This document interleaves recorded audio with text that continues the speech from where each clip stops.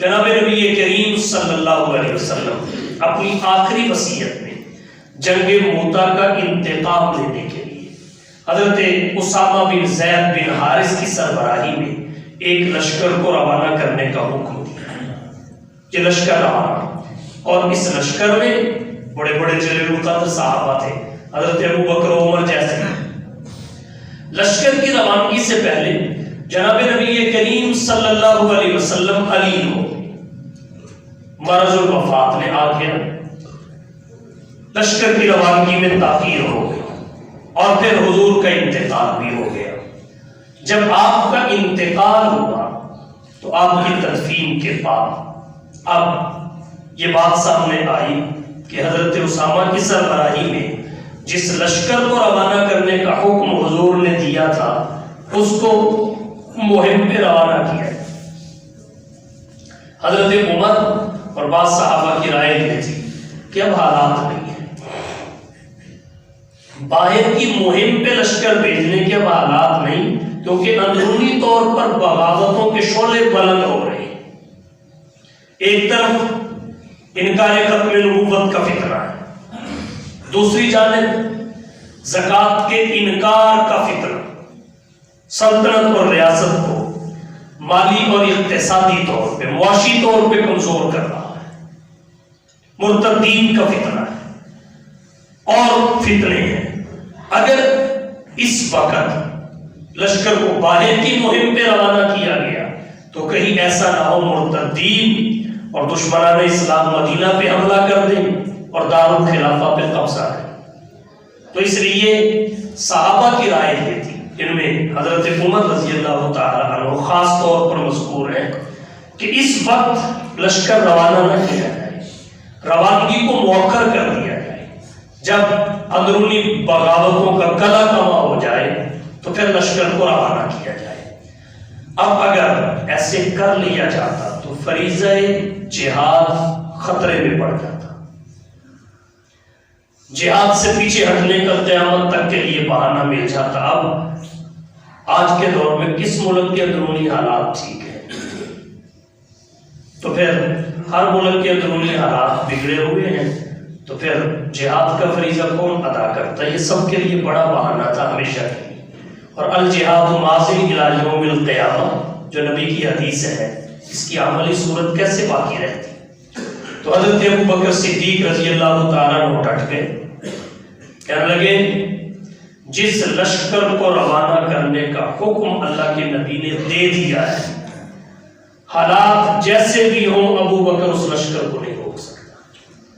تم ساتھ چلتے ہو چلو، نہیں چلتے نہ چلو، لشکر کی روانگی مؤخر نہیں ہو۔ مجھے کبے اور چیل بھی نوچ کر لے جائیں، نوچ کر کچھ بھی ہو جائے، اس لشکر کی روانگی کو مؤخر نہیں ہونے دیا جائے گا، یہ روانہ ہوگا۔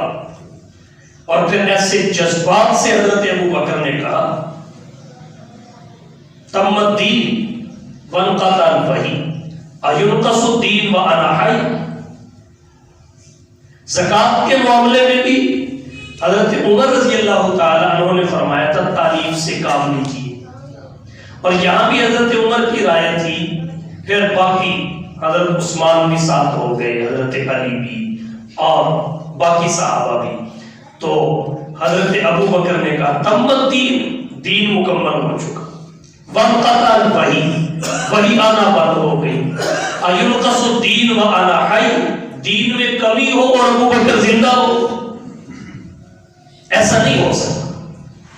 حضرت ابو بکر صدیق رضی اللہ تعالیٰ عنہ نے ایسے جذبات کے ساتھ یہ بات کہی، حضرت عمر کا سینہ کھل گیا، سمجھ گئے کہ حضرت ابو بکر نہیں بول رہے،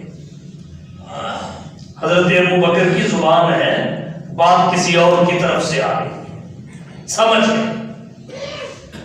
کہا دین مکمل ہو گیا، وہی آنا بند ہو گئی، میں زندہ ہوں اور دین میں کمی ہو، کیسے کوئی زکوٰۃ لگے گا؟ کیسے لشکر اسامہ کی روانگی کو مؤخر کر دیا جائے گا؟ کیسے مرتدین سے قتال کے معاملہ میں نرمی برتی جائے گی؟ نہیں ہو سکتا۔ اس طرح کہیں معلوم ہوتا تھا کہ اس وقت دین کے اکلوتے وارث حضرت ابو بکر ہی ہیں۔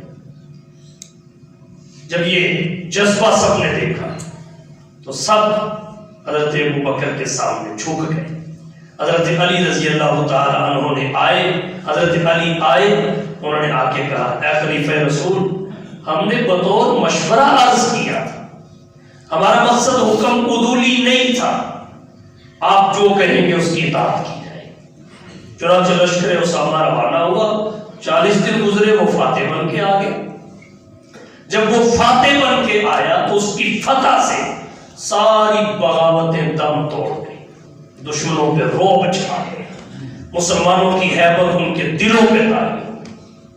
اور یہ وہ معرکہ تھا جس کی پیش گوئی اللہ نے قرآن میں فرمائی تھی۔ بعد میں سمجھ آیا کہ یہ تو وہ معرکہ ہے جس کی پیش گوئی آیت قتال مرتدین میں تھی، بِقَوْمٍ يُحِبُّهُمْ وَيُحِبُّونَ۔ وہ ایسے لوگ ہوں گے کہ اللہ ان سے محبت کرتا ہے، وہ اللہ سے محبت کرتے ہیں، اور ان کا ترہ امتیاز ہے، لا يخافون لومۃ لائم، وہ ملامت کرنے والے کی ملامت کی کوئی پرواہ اور خوف نہیں رکھتے۔ اور اسی وجہ سے حضرت ابو بکر صدیق کو لوگوں کی باتیں سننا پڑی، تو بعد میں سمجھ آیا کہ اس کی تو پیشگوئی اللہ کے قرآن میں ہے۔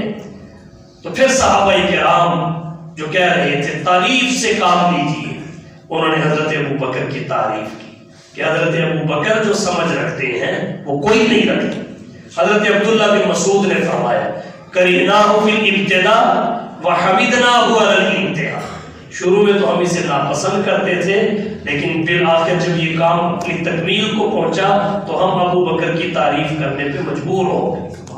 تو حضرت ابو بکر صدیق رضی اللہ تعالیٰ عنہ نبی کے پہلے خلیفہ، پہلے جانشین، خلیفہ اور جانشین ہونے کی حیثیت سے جو فرائض اور ذمہ داریاں ان کے کاموں پہ آتی تھی، انہوں نے حسن و خوبی کے ساتھ انہیں ادا کیا۔ نمبر 1 منصب نبوت کی حفاظت کی، نمبر 2 جوات نبوت کی حفاظت کی، نمبر 3 علوم نبوت کی حفاظت کی، نمبر 4 نظام نبوت یعنی نبی کے ریاستی سسٹم کی حفاظت کی۔ اور آج اس امت میں دین محفوظ ہے، اللہ کے نبی کا فیضان مضبوط ہے۔ یہ حضرت ابو بکر صدیق رضی اللہ تعالی عنہ اور ان کی کمان میں صحابہ کرام کی جد و جہد اور محنت کا نتیجہ ہے۔ اللہ ان کی قبور پر کروڑوں رحمت نازل فرمائے۔ وآخر دعوانا ان الحمدللہ۔